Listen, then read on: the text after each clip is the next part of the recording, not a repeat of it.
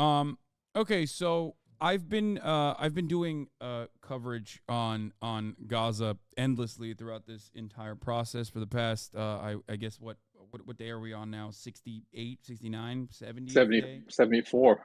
74th day. Holy pretty much for Yeah. 74 days straight. And in that time frame, the death toll that we know of, the official death toll that we know of from the Gazan Health Ministry, has reached more than 18,000. I think it's like, what, 18,700. Uh, I just think it just broke 19,000 today, actually. okay, that's Yeah. unsurprising. And in this time frame, in this 70 plus days, uh, one thing that I think has changed obviously is the attitude that the broader population has, the appetite that the broader population in the Western world has for the continuation of the latest siege.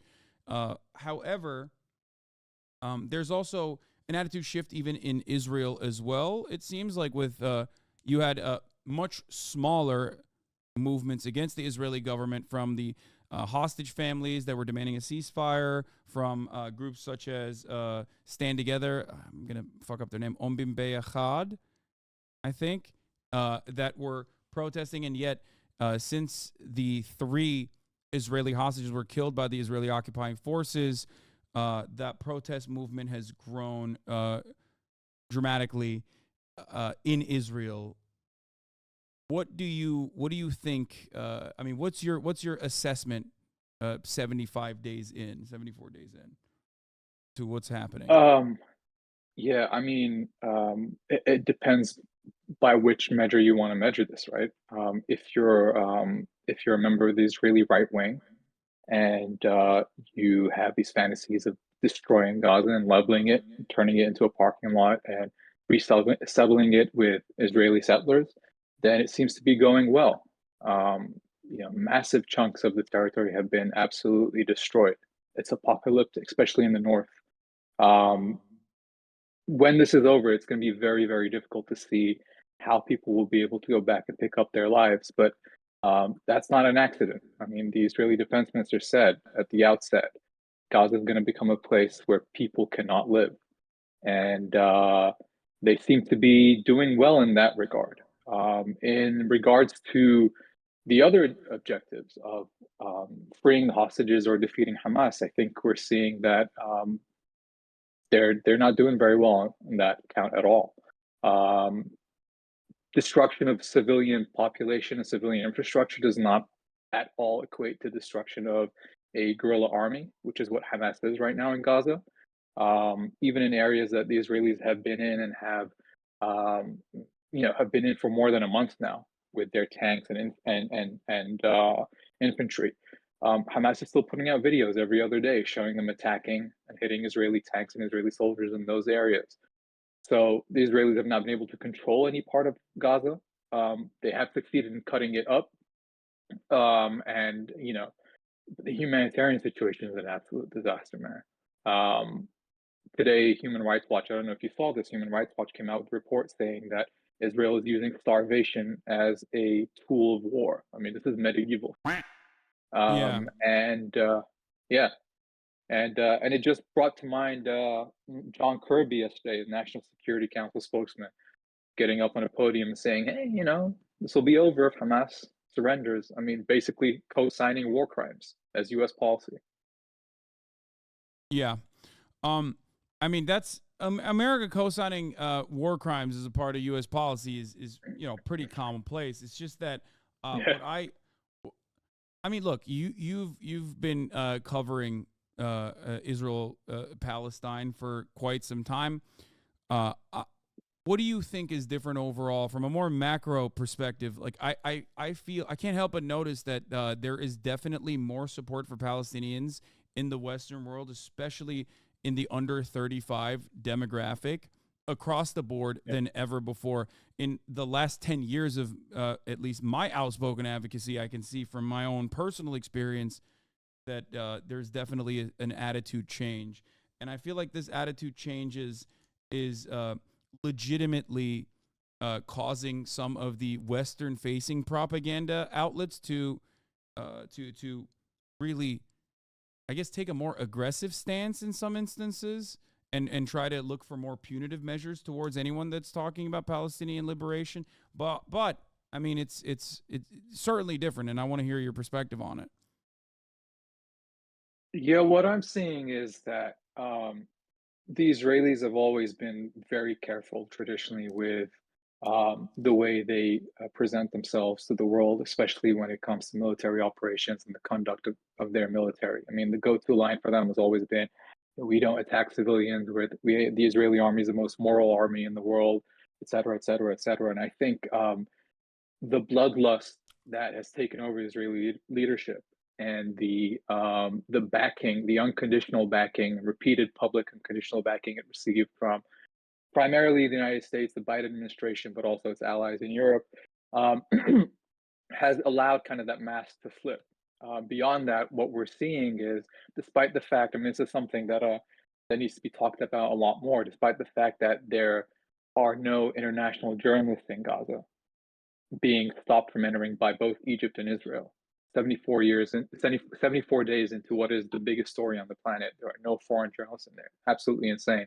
But we are seeing from incredibly brave local journalists who have paid the ultimate price, many of them. I think up to 90 now, or over Yeah. 90 Palestinian journalists in Gaza have been killed. Sorry, I think 90 overall, over 70 in Gaza, as well as many who've lost members of their families in targeted strikes on their homes. They're getting the story out.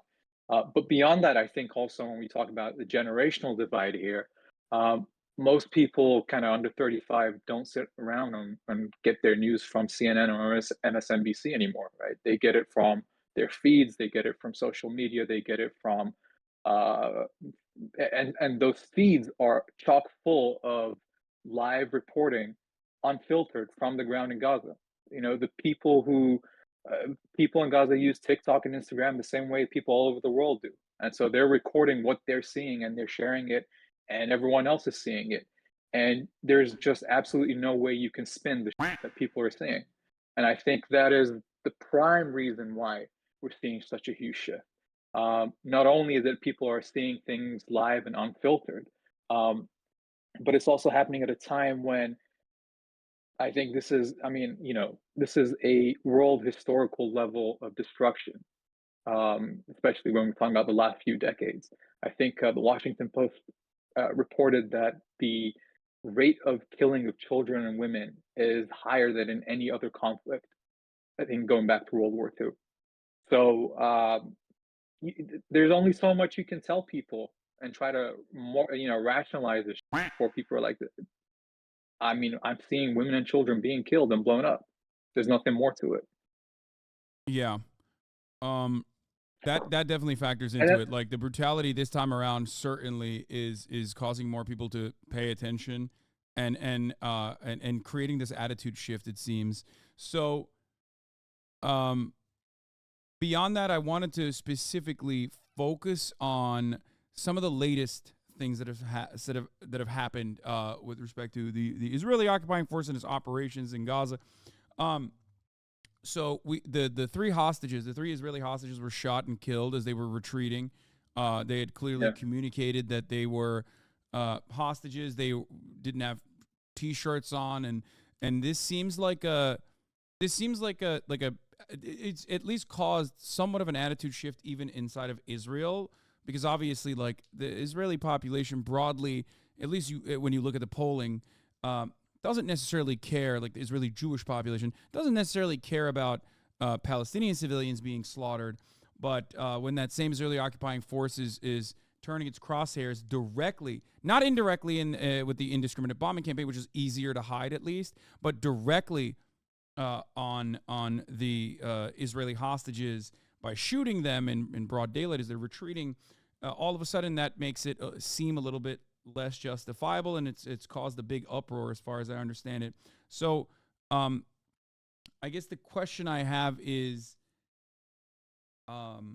the question I have on that front is that do you feel like this will lead to a cessation inevitably of hostilities, or do you think Israel is going to keep going as well, aggressively as they have? Yeah, I mean, I think the one thing that there are two factors keeping the the current rate of brutality in this operation. One is, like I mentioned before, the unlimited support from the U.S. government. I mean, we're talking about a continuous U.S. Defense Department talks about a continuous air bridge of weapons and bombs being supplied to Israel. Secretary of State Anthony Blinken has gone around Congress to authorize, sending over tens of thousands of new tank shells to Israel, avoiding congressional oversight. The Biden administration is all in on this. And the Biden administration is the main supplier of the bombs that are being dropped in Gaza. If that tap gets turned off, that faucet gets turned off, then this war ends very quickly.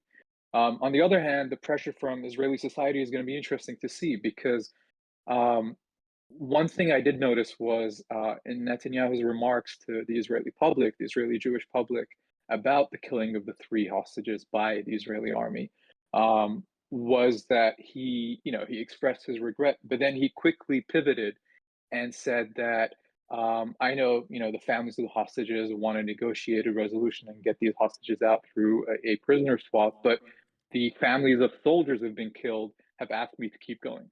So he's now kind of putting the trying to paint the families of the hostages as unpatriotic and unwilling to continue the battle that he wants to continue. So it will be interesting to see how much of a shift that portends in Israeli society. I don't know how much your viewers are aware of this, but Netanyahu is extremely unpopular right now, Yeah. and that historically has not been the case. Historically, has been one of the most popular political figures in Israel. He's the longest serving prime minister of Israel over multiple terms. Um, as recently as October the 6th of this year, he seemed to be kind of unbeatable, consolidated his power, was making major changes to Israeli laws that were seeing hundreds of thousands of Israelis out in the streets opposing him without getting anywhere. Um, but the fact of the matter is, and this is something Israelis talk about in the American media, we don't talk about it very often, but Israelis know that the people ultimately responsible for the failures, security failures of October 7th were the political and security establishment of the country. So Netanyahu is on borrowed time. He knows that. It's in his interest to continue this as long as possible, to prolong it. Same for his defense minister, who, as the guy who was in charge of the army that collapsed on October 7th, is also going to be held accountable. But I think the Israeli public that is interested, like is genuinely interested in getting the hostages back and does not use them as a rhetorical tool to just keep bombing Gaza, knows that over 100 hostages did come back and they were released in a prisoner swap, which is what Hamas has said is the only way to get them out. The reason they were taken, they took hostages is because Israel holds tens of thousands of Palestinians prisoner, and no one cares about them. No fuss is made about those prisoners, including captives who've been held without charge or trial for years, including children, including women. And so Hamas says, the only way that your prisoners come out is if our prisoners come out, and we're ready to make a deal. We're ready to do a comprehensive deal, get them all out, or we can do this piecemeal. And I think the Israelis went for that. They said women and children first, and then men, and then soldiers. So the bombing campaigns haven't really led to the release of the soldier of any of the hostages. Hamas says that several of them have already been killed in the bombings. This Yeah. was before the three that Israel admitted it had accidentally killed. And so the issue of hostages is something that is going to be key. It's gonna result in pressure, and we'll see how that goes. Yeah. Beyond that, there's also international pressure mounting against Israel because of their indiscriminate bombing and shooting campaign upon the Palestinian population. There were two women that were killed by, I believe, either drone snipers, the Israeli drone snipers, or direct sniper fire that were Christian Palestinian, two Christian Palestinian grandmothers, if I'm not mistaken, and that is like, things like that end up, I guess, personalizing the violence for different sects of the population that are Yeah. primed into seeing the Palestinians as like a horde of barbaric, anti-Semitic, monstrous Muslims that you know, America has primed the Western world into believing is the case for all Muslims and all Arabs in general due to our war on terror propaganda, racist agitated propaganda.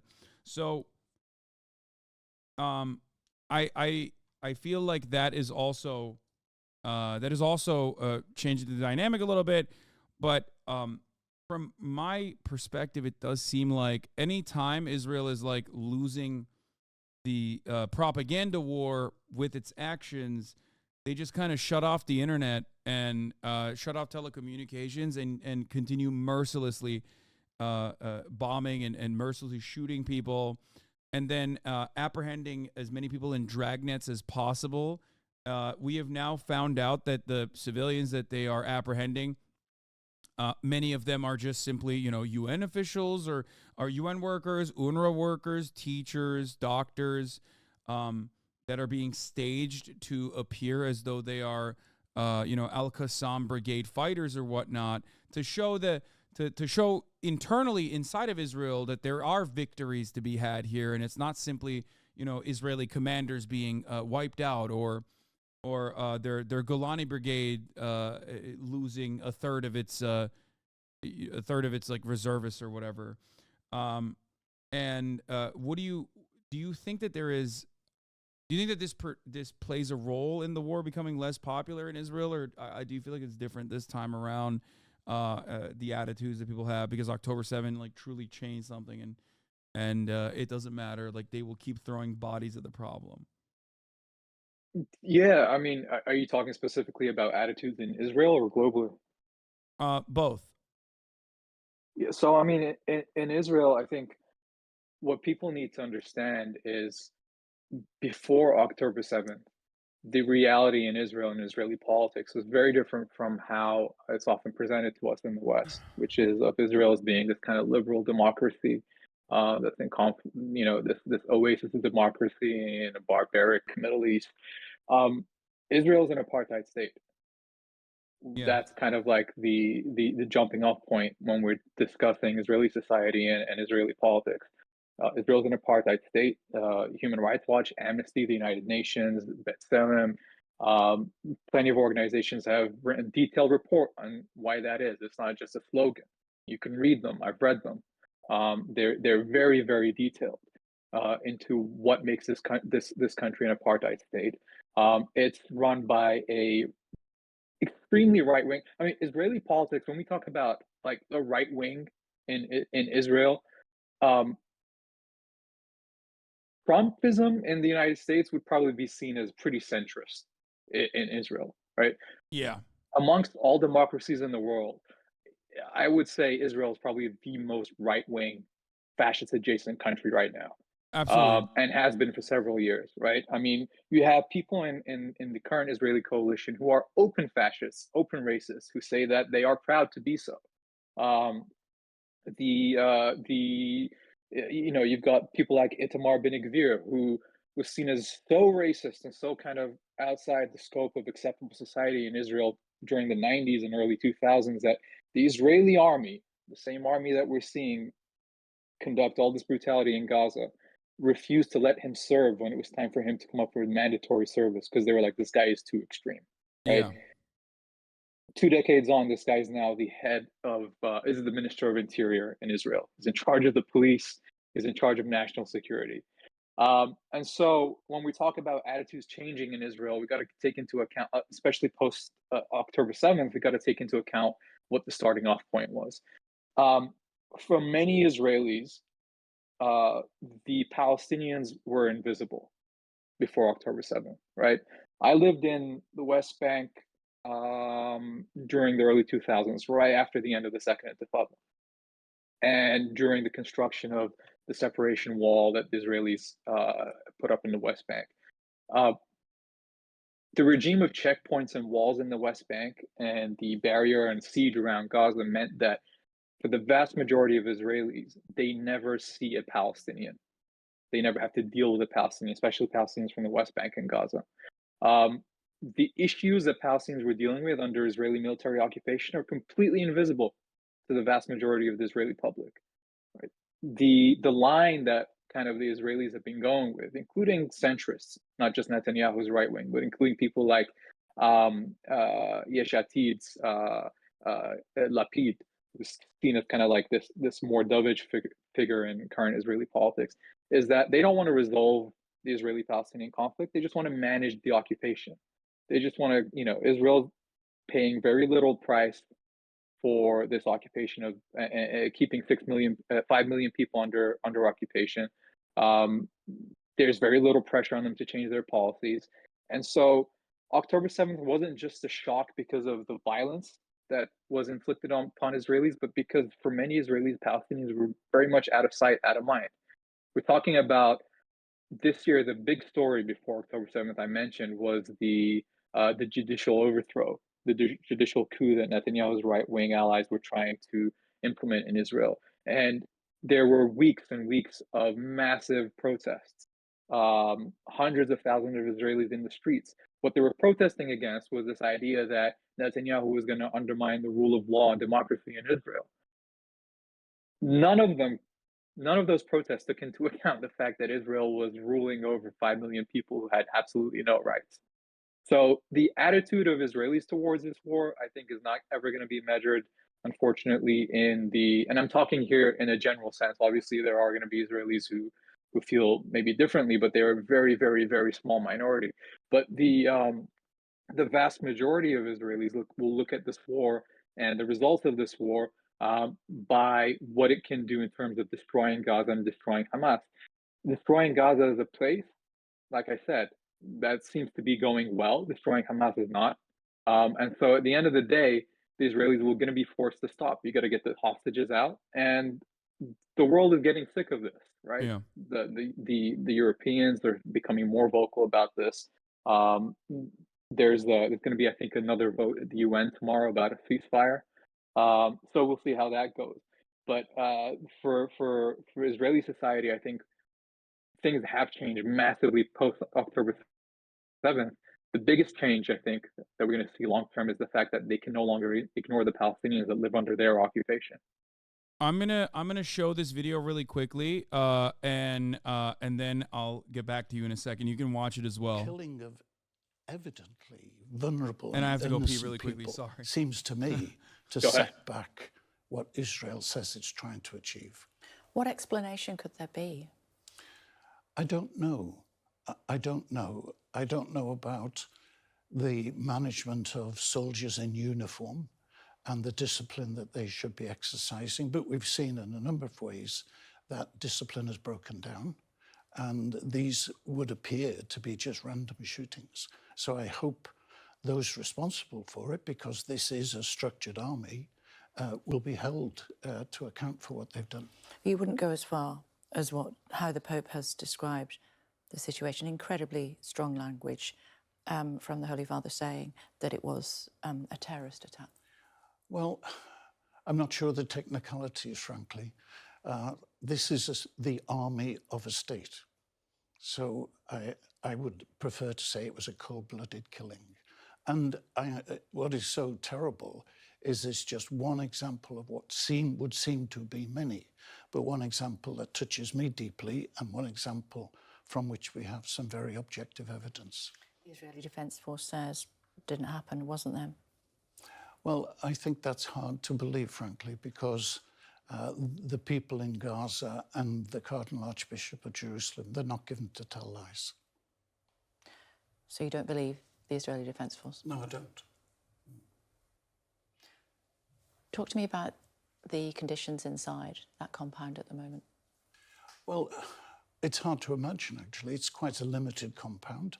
There are a number of buildings. There's the church, there's the house where the priest lives, the sisters, the hostel that they have, a hall.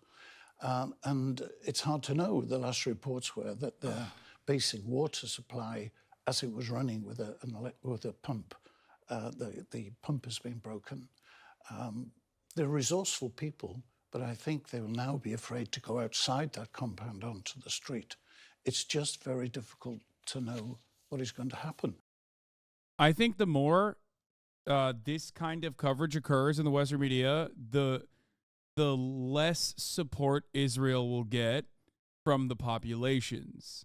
Obviously, that's very different from the actual, the movers and shakers. The actual politicians will probably offer unconditional support as long as they can. But I do think that this is the major.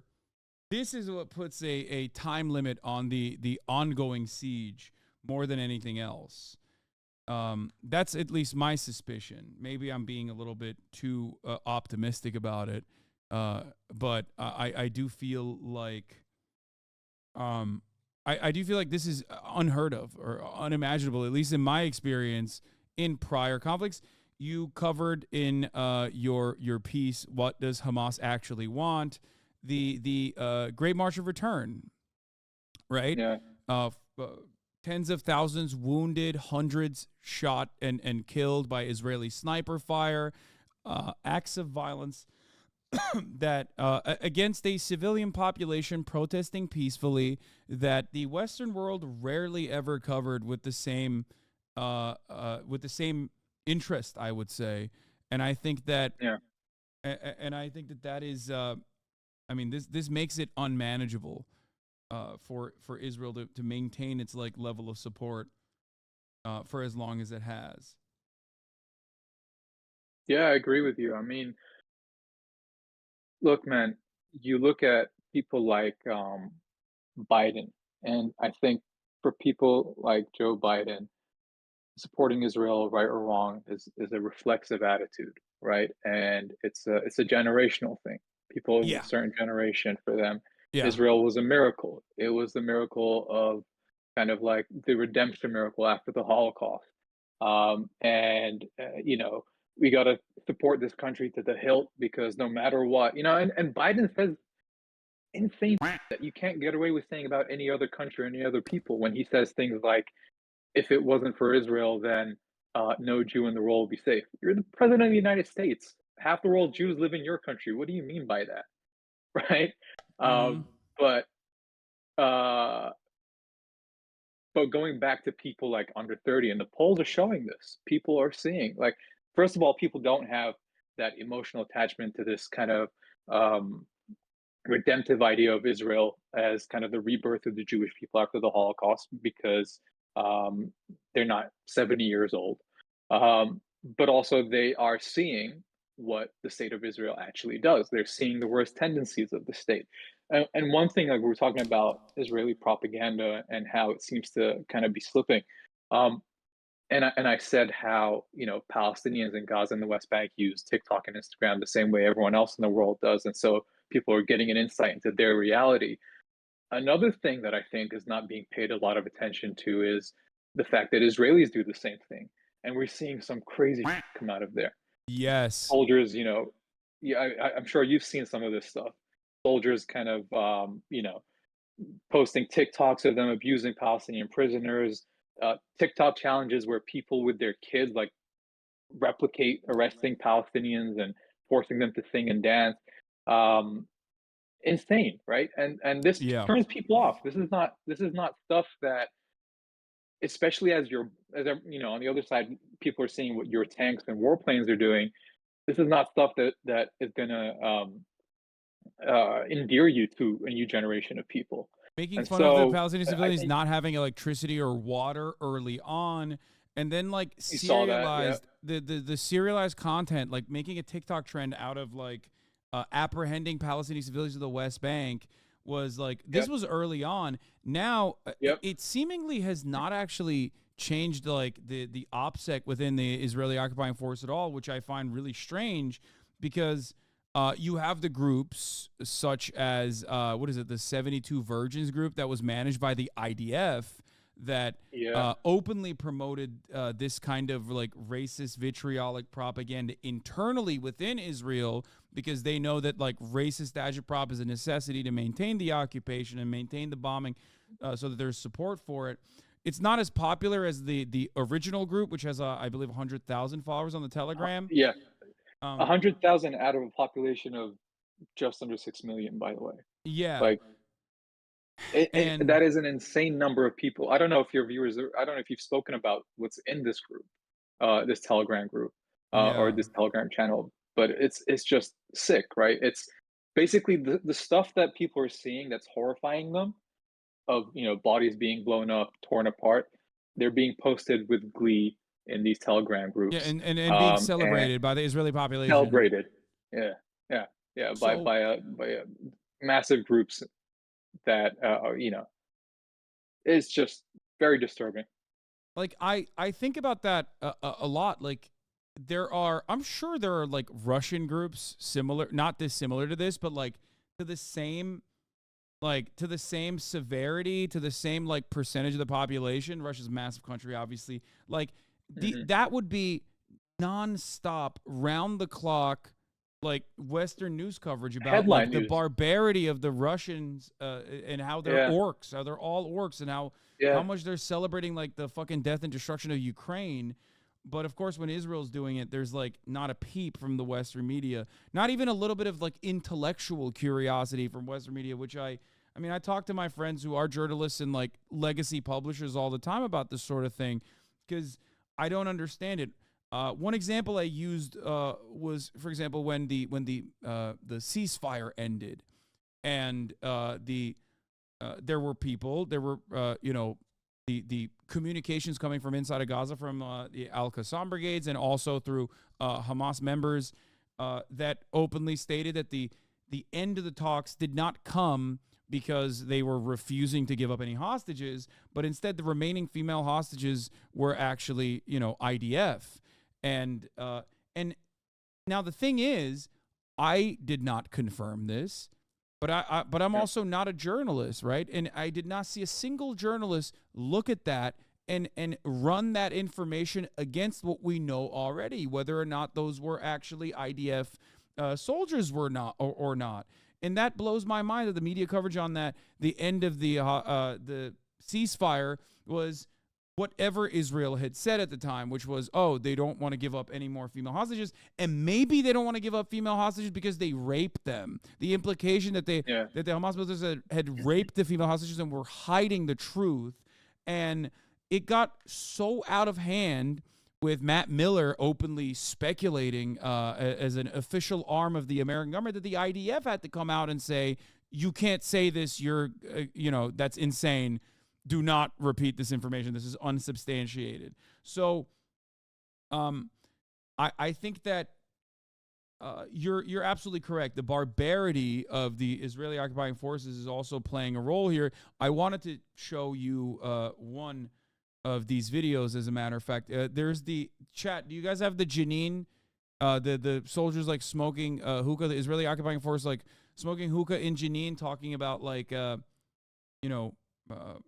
what they plan to do with Jenin. I believe like it's a recent What they want to do video. in Gaza. Yeah, yeah. Yeah, what they're That video doing. came out yesterday.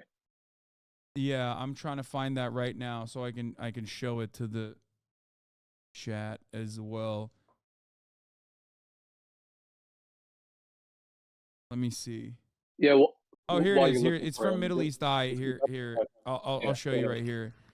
A video of Israeli soldiers in Jenin has gone viral, showing them smoking a hookah, presumably looted, and mocking Palestinian detainees, according to local sources. The soldiers are heard joking about future vacations and sexual exploits in Gaza's beaches. I mean, this is like serialized Abu Ghraib torture, basically. That's the stuff I keep thinking about. Like, I keep thinking about how Abu Ghraib was like this massive scandal that really changed everyone's attitude towards the Iraq War and shaped the way people saw that conflict for an entire generation. And that was one thing. With the Israeli forces, we're seeing something every other day come out like this. Yeah, whether it be like ruining the schools and like ripping up like children's schoolwork and saying like it's over for you, or even using symbolism of Judaism to justify your military conquest, and like partnering that, Yeah. which should be gross to Jews all around the world, like and yet all the criticisms against that from anti-Zionist Jews, for example, are met with resistance in the American media, where they are considered to be like anti-Semitic unconditionally and across the board. It blows my mind. The It's writing of the insane, names man. on missiles is another one, but that's a classic. Everybody does that. I mean, I think it's a gross practice in general, but it's like one that is super commonplace. Yeah. Ukrainians did it, Russians do it. Everybody does that. And you're absolutely correct, though. Like it seems as though the Israeli occupied force does not even try to hide these kinds of TikToks and videos coming out, and even supports it to a degree, at least within the Israeli population, because they consider this to be like good and beneficial to the morale. It's morale boosting. Yeah, I mean, look, man. When I spoke about how right wing society has become over the last few decades, um, when you're when you become that right wing, you also become very insular, right?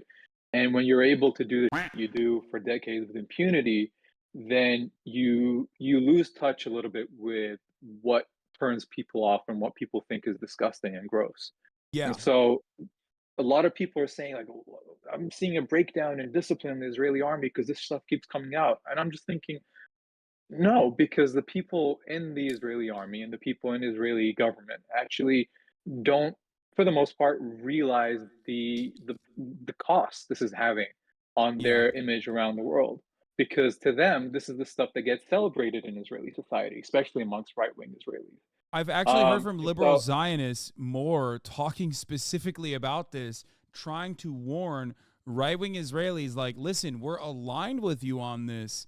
We're aligned with it. Like, Hamas must be, just hide it. eviscerated. But what you're doing, showcasing these videos, make you look like an inhumane, barbarian piece of to the Western world. And they're right. Liberal Zionists are always on the money when it comes to how Israeli propaganda should be conducted, but their voices are deafened in the conversation as well, and it's unironically hurting Israel in general. For sure. Just I'll let you finish the video, but like another example of it is, we're not just talking about soldiers here. We're talking about the people that Israel has chosen to represent it at the highest global stage, right? So, an example: the Israeli ambassador to the UK, CP12, she's on the BBC, Channel 4, Sky every day, trying to make the case for Israel, and this woman is just not doing a good job of selling her case. Let's put it that way. She goes on there, she starts yelling and berating anyone who asks her about a two-state solution. The Israeli line that was always told to the West was like, we want a two-state solution with the Yeah, Palestinians. And she's just going on there and she's pulling a Netanyahu, and she's like, no, no way. There's no way we're going to ever allow a Palestinian state. And you see in real time a lot of these kind of mainstream journalists who um, just like reacting with like incredulity, like, what are you talking about? This is not what you're supposed to say. You're yeah. not supposed to say that, No, right? And it feels like. for Did people you like ever see Tippy, this? Did you ever see that? Sorry to cut you off, but did you ever no, see go ahead. Kanye West when he was doing the rounds on like Alex Jones and like was being insanely anti-Semitic and like saying he loves Hitler and stuff? And you had these right-wing commentators like Alex Jones and everyone else go, no, you're not supposed to say that, Kanye. Like, Don't say the we quiet part agree out with loud. you. Yeah, you're not supposed to say the Yeah, quiet part out loud. I feel like there's an identical situation happening in like Western media where they have an Israeli official, especially more prominent in like I would say the UK than even America, where like you have people in America like at least sometimes offer criticism towards like Concreus or whatever the dude's name is, but like in the UK you have like these Tories who are hyper. They're ultra right wing. They're ultra nationalist for Israel. They're ultra Zionist, and even they're like, no, you're not supposed to say that to the ambassador. Like yeah, in real time, trying yeah. to correct her. Yeah. But the thing with her is she doesn't see that she's doing anything wrong because this plays to her audience back home really well. This is who she is. Like, she didn't come out of nowhere. She's been a member of like the Likud for a long time, Netanyahu's party, and this is the stuff that in Hebrew, this is the stuff that plays, this is the stuff that goes, and it has been for years. Now she's saying it in English to an audience that wants to be sympathetic and is just getting basically spit on, right? The other one that comes to mind is the guy who's supposed to be your top diplomat, the ambassador to the UN, the guy who, when the UN Secretary General said something pretty tame by the standards of by the scale of what we're seeing in Gaza, said something like this is a war on children, or something like, I've never seen a humanitarian situation this bad. Yeah. This guy comes out in the UN and accuses the UN Secretary General of being a member of Hamas and demands that he resign. I mean, that's not diplomacy. That's insanity. You're Yeah, no, showing an absolutely. insane face to the world. I mean, he's also Gilad Erdan. He's the He wore one the yellow chat star that as he well. wore the yellow star, the Never Again star, because he was Yeah. saying it's his own personal Holocaust if he can't kill Palestinian children, which is an insane thing to say. But then also, he's the one who famously said, UN is Hamas, UNRWA is Hamas, and these are terror children. Like he's got a lot of Everything's incredible Hamas, man. quotes. And Yeah. yeah, no, I think like when your entire like soft power resembles Benjamin Netanyahu, who is not a leader that American like American politicians have ever even favored realistically, regardless of how much they've supported Israel because of our own material interest in Israel being like a forward operating base or an unsinkable aircraft carrier. Many politicians in America have said time and time again, with I guess the exception of Donald Trump, that Netanyahu is a piece of shit and sucks. And I feel like the more unfavorable you look to the rest of the world, especially when you're simultaneously also signaling to the rest of the world that like you don't give a shit and that you're not going to conduct yourself as the most moral army at all, and you've completely cast aside that notion that like that kind of propaganda is important, you're done. You're gonna end up losing support slowly but surely. Yeah, I mean, Hassan, that's one of the reasons why, at the end of the video, I said that, clearly there won't be a return to pre-October 7th. And there's so many meanings to that. It's not just in terms of how Israel feels about Hamas or about Gaza, but also how the world feels about Israel, right? They've walked into kind of this, I don't want to say it's a trap, but they could have prosecuted this a million different ways. And they chose the way that plays the most to their base, but is also simultaneously probably the least effective on multiple levels. Least effective militarily, least effective politically, least effective in terms of garnering global sympathy. You got to remember, like, I mean, it feels like a long time ago now, but man, the days after October 7th, the entire world was like, we're with you guys. We're behind Israel, right? It felt very much like the days after 9/11 here in the US. And they've taken this global sympathy and just squandered it on blowing up schools and hospitals and churches and mosques and universities and homes. Um, the hospital stuff, man. Like, for weeks we had the lead up to the Israeli attack on the Shifa hospital. You remember the Israeli army spokesman who was like, "We're going to reveal the intelligence showing you guys that this is the Hamas command base," and it was just like a 3D graphic of like tunnels that were supposedly under the hospital. And then they go in and they spend 2 weeks in there, and they show you a couple of AK-47s and a box of dates, and then they leave. And all the people, including in the mainstream media, who kind of bought this line and went with it and parroted it and promoted it. And I was like, there was all these articles like in the New York Times, like, attacking hospitals is usually a violation of international law, but in some cases it's permissible. They didn't say anything when the Israelis left without showing where this supposed Hamas base was. And now what we're seeing, because there were no consequences to the attack on Shifa, every single hospital in Gaza is being systematically attacked. Right? Every single hospital in the north is being besieged and taken out of service. Doctors are being arrested. Patients are being attacked. The generators are being blown up. these hospitals are going out of service. The last one was the Kamal Adwan hospital, which was under siege for almost 10 days. The doctors in there were begging people to save the patients. There was no reaction from the world. And then they went in and they bulldozed the place. Reports were that some of the people who were kind of sheltering in tents in the grounds of the hospital were bulldozed by Israeli bulldozers and buried alive. I mean, it's too horrific to even countenance what Yeah. that was like for the people there. But just today, they went to the Baptist hospital, surrounded it, and demanded all the doctors and hospital staff leave, and left just 4 doctors and nurses in there. There's no military. There's no military objective to this. All they're doing is taking out anything that would allow people to maintain a semblance of life in northern Gaza, especially. Yeah, the World Health Organization chief has condemned is the Israeli raid on the Kamal Adwan hospital in Gaza, the one that you were just talking about, Yep. saying that they're shocked over the extensive damage which rendered the hospital non-functional and has called for an immediate ceasefire. Now, one thing I am concerned about is that on Al Ahli, right?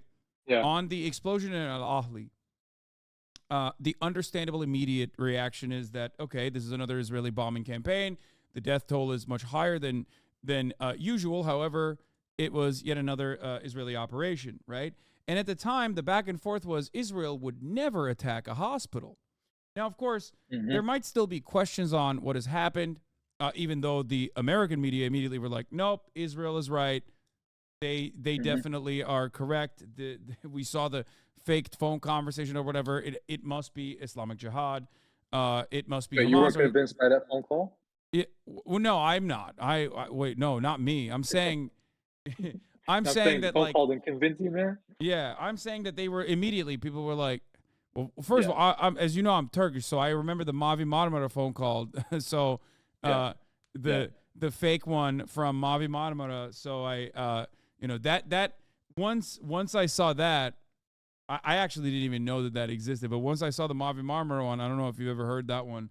I will most likely never believe in another Israeli phone call ever again, because it was the funniest thing. It was literally a dude with like an American accent being like, "Oh, 9/11, remember Auschwitz," and that was their post violence justification for why they attacked that humanitarian aid ship, the Turkish one. So anyway. My point was, in Al Ahli, a hospital that they had actually shelled 2 days prior, a hospital whose staff they had told need to evacuate immediately because they were going to attack it. Everyone said, oh my God, Israel would never attack a hospital. Israel has attacked every hospital before then and since then. And then Al Shifa happened, and then Israel said, oh, Hamas actually attacked Al Shifa, we promise. And then there was actually a New York Times report that came out and showed, no, it was actually Israel that attacked Al Shifa. And then Israel said, okay, well, there's a Hamas headquarters underneath it. And everyone was like, okay, maybe it might be permissible to attack the Al Shifa hospital because, like, there's a Hamas headquarters underneath it. Who knows, right? And now, since then, they've attacked a ton of hospitals, including Kamal Adwan, like you said, in increasingly more violent ways. And yet, it does seem like the Western media is relatively quiet in comparison to how much chatter occurred in the Al Ahli hospital explosion and then the Al Shifa hospital siege. Now it's seen as a commonplace practice from the Israeli occupying force, and that, in my opinion, is terrifying. It's terrifying because of the precedent it sets for the rest of the world, Yes. right? There's a lot of things that have happened in this war that, everyone in the world, every military in the world is looking at this and saying, well, if the Israelis could get away with killing 90 journalists, if the Israelis can get away with using starvation as a tool of war, if the Israelis can get away with attacking hospitals and forcing people out, then this is going to be kind of like the collapse of the liberal order that was set up post World War II.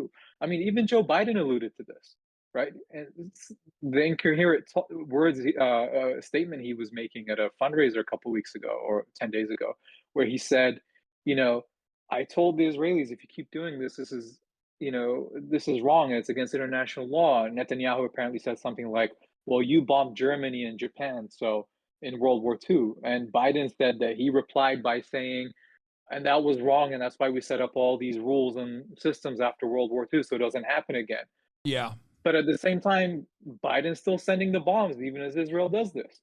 And so, genuinely, like Hassan, this is one of the things. Like I have family in Gaza, so this is immediately terrifying when I see the stuff happening day in day out.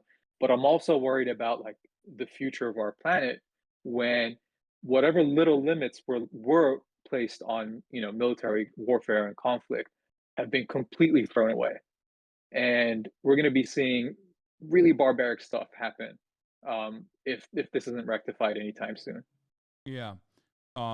Beyond the barbaric stuff that we're seeing in Gaza, as you've stated, here is an update from St. George here's an update from the Ahli Anglican Hospital. Obviously, I hear that there is staff being detained. It has been a great mercy for the many wounded in Gaza City that we were able to keep our Ahli Anglican Hospital open for so long. That ended today. This morning, the Israeli army destroyed the wall of the Ahli's front entrance and detained most of the staff there. They left 2 junior doctors, 4 nurses, and 2 janitors to tend over the 100 seriously wounded patients, all with no running water and no electricity. An IDF tank is currently parked on the rubble of the hospital's entry wall, blocking all ingress and egress. If anyone reads this and has any political influence, please use it to try and save these patients and our abducted and extremely distressed hospital staff. Their very lives may now depend on forceful international intervention. I don't know how to put a stop to this at all from where I'm standing, because remember, this is the Al Ahli Hospital. This was. It's just when Western media does not cover these things as it's occurring, and these international standards keep getting violated.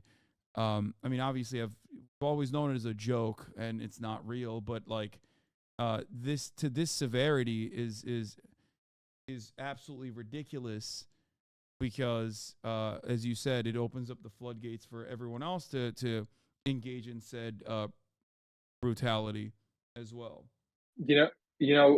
Just one more thing about kind of like Western media, mainstream media, let's say mainstream media or legacy media coverage of the hospital attack. So what you read, the statement you read from the people, the staff at the hospital, it's very, very similar to what the staff at all the other hospitals put out just before they were taken over by the Israelis or attacked.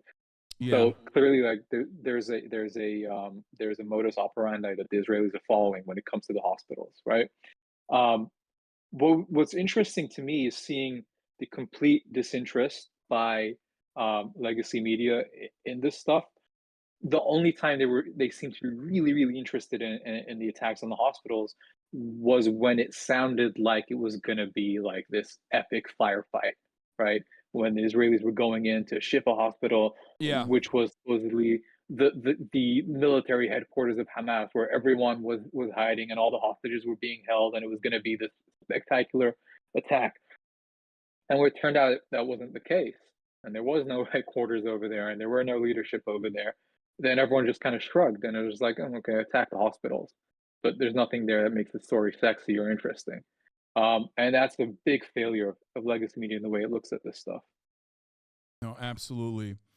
Jacobin wrote, as Israel besieges the El Auda hospital, war crimes in Gaza have become unremarkable, and that is correct. It's just like I mentioned over the weekend, shutting off the internet and like destroying a Peltel facility in like a month into the siege was considered inappropriate.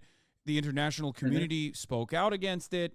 Even Joe Biden said you have to restore communications. That's unacceptable.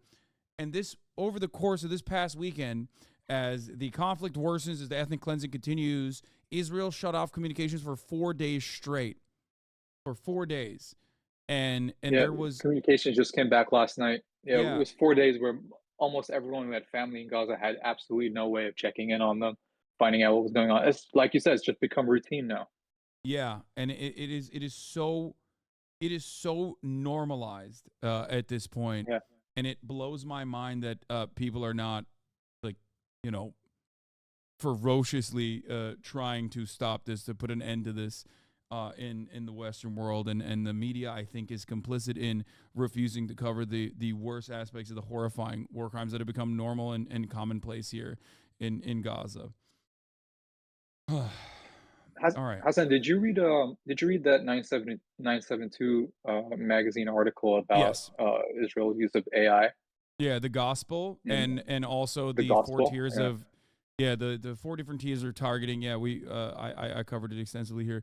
I Yeah. mean, obviously, like before that, we had the Dahiyya doctrine. Like I've talked about that quite extensively as well. So like Yep. I already know that this is or we are already aware that this was like the principle in the way that Israel lays sieges. It's just that the Plus 972 article openly showcased it and put it in a more contemporary setting, and yet even that I feel like made very little. That's what I Had was a gonna very little say. impact, Like, and that's an Israeli magazine. It's not like this is Human Rights Watch even at this point. right. Right. I mean, the thing is, like, I think a lot of attention, the little attention that was paid to that magazine focused a lot on like the gospel and the use of AI.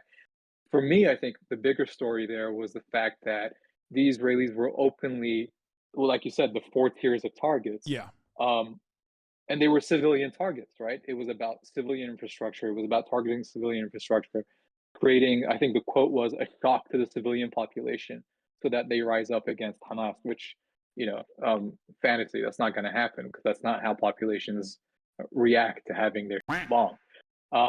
But it was basically an open admission that civilian infrastructure and civilian targets are part of the Israeli um, the targets that Israel is firing on.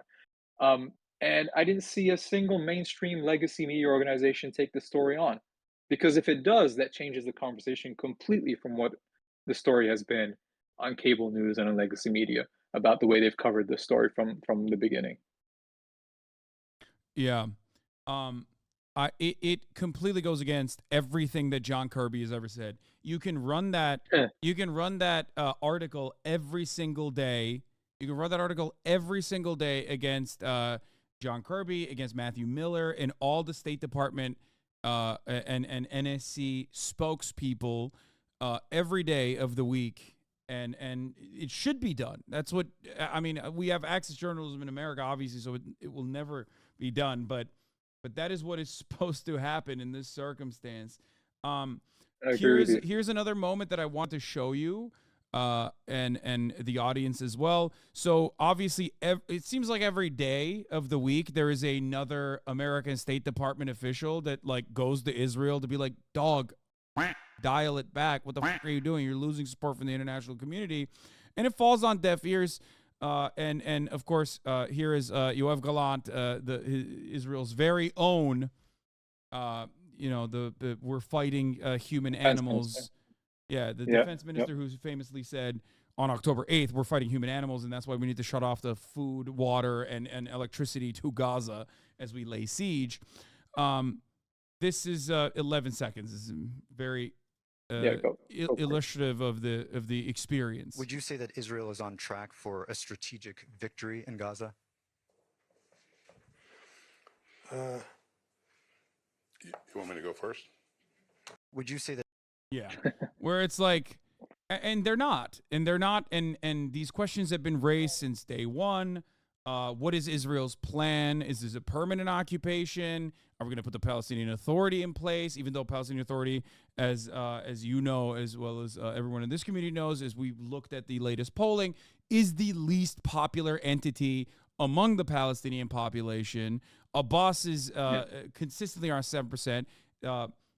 Hamas has reached its level of popularity that it's never experienced before, even though its popularity spikes during Israeli sieges, especially in the West Bank, even more so than Gaza. However, all this has done is solidify or even create more supporters of Hamas within the West Bank and within Gaza, while simultaneously everybody despises the Palestinian Authority because they understandably see it as another aspect of the Israeli security apparatus, the occupying force. It is. Yeah, and it's imposed by the United States. And this is, I mean, this speaks to this. Look, man, the Biden administration, one thing that it's really shown over the last 2 months is the people running policy on this are not very bright, right? They're just running back the worst aspects of the Bush era when it comes to trying to impose solutions, their preferred solutions on the Middle East. The Palestinian Authority has very little legitimacy or popularity, like you've said over and over again. What's not going to help that legitimacy is this notion of the PA coming back to Gaza after it's been destroyed by Israel. Like, that is not how you regain any popularity or legitimacy. And yeah, Hamas's popularity is going to grow because the interesting thing is in the West over here, when we look at the coverage of the story of this war, it's presented as kind of Israel versus Hamas, even though we know it's Israel versus the Palestinian people in Gaza. But then Hamas is only seen through the lens of what it did on October 7th, right? The media in the West in general does not show what Hamas has done since then, does not show Hamas fighters kind of going point blank range to attack Israeli tanks, does not show the losses that the Israelis are suffering, the Israeli military is suffering inside Gaza. And in the Arab world and amongst Palestinians, they are seeing that. So for them, what they're seeing is Hamas is actually defending Gaza, defending Palestinians for the first time. This is the first time in the history of this conflict that Palestinians have had a organization or an entity that is militarily able to kind of at least give Israel a bloody nose, so to speak. So why its popularity is growing, and that's why this campaign of attacking the civilian infrastructure and killing civilians is not actually putting pressure on Hamas. It's backfiring. It's causing a lot of people to think, well, this is how, this is going to be the end result of occupation. Then, no, I'm going to be with the people who fight, and that's the stuff that I talked about in the video that you showed at the beginning. The conclusion was that Tarek Makoni said that as long as there's an occupation, people are always going to fight occupation. And there's nothing historically exceptional about Hamas in that sense. Everywhere you go in the world throughout history, wherever there's been an occupation or foreign occupation, there's been some kind of local resistance. You don't have to always agree with the tactics. But again, every single entity that fought for national liberation has been framed in a way very similar to the way Hamas is being framed right now in the West. So, this notion that the Biden administration has of the day after, it's farcical because they're not rooted in reality. What's interesting is the Israelis, on the other hand, are like, everything you're saying about bringing the PA back is a red line. No, that's not going to happen. That's not going to happen. Yeah, that's not going to happen. You have the Israeli government outflanking the Biden administration, saying absolutely not. The PA is also done. They're also dead. Abbas is also a terrorist, and that that they're not going to control. That's a non-starter that they're going to control the Gaza Strip, which is ironic because it is closer to reality with respect to what the Palestinians want, from the exact opposite direction, of course. And how do you not hear the Palestinians? Sure, you're conditioned into not hearing them. That's fine, right? That's like regular American modus operandi. But how the do you also how do you not hear what your partners and your security partners are saying? And you're just like, nah, it's fine. We're just going to put this incredibly unpopular figurehead that is seen as a corrupt part of the, putting a Palestinian face on the Israeli occupation. Basically, we're going to get those guys to that are profoundly unpopular to run and manage Gaza. That is, if Israel ever stops pummeling Gaza into the ground to begin with. I feel like that mismatch, though, in communications has to get people to recognize that this is, unsustainable. I mean, I don't know. yeah. I mean, that for me, that is the key there, right? Because what the Biden administration seems to be doing is kind of genuinely like unmoored from reality. Like the Palestinians don't want the solution that you're trying to impose, and this notion that you're going to impose Mahmoud Abbas on a Gaza where Hamas is not defeated, because that's the other thing where the Israelis seem unmoored from the Americans seem unmoored from reality, is this notion that it's just a matter of time before Hamas is defeated. It's been 70 days and these guys show absolutely no sign of collapse. But then your partner in this, the Israelis, are saying absolutely not to the only plan that you have. So where is this going to lead, right? And to now, until now, it seems like the Biden administration is stuck in one gear. They're looking at this from a very one-dimensional point of view and unable to realize that this is not sustainable. The Israelis are not. You're saying to the Israelis, I think the red lines that the U.S. has put on public is there won't be a permanent reoccupation of Gaza.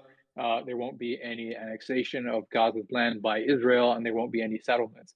But that's the stuff that the Israelis are saying, right? Netanyahu just said it yesterday. There's going to be a permanent Israeli security control over Gaza.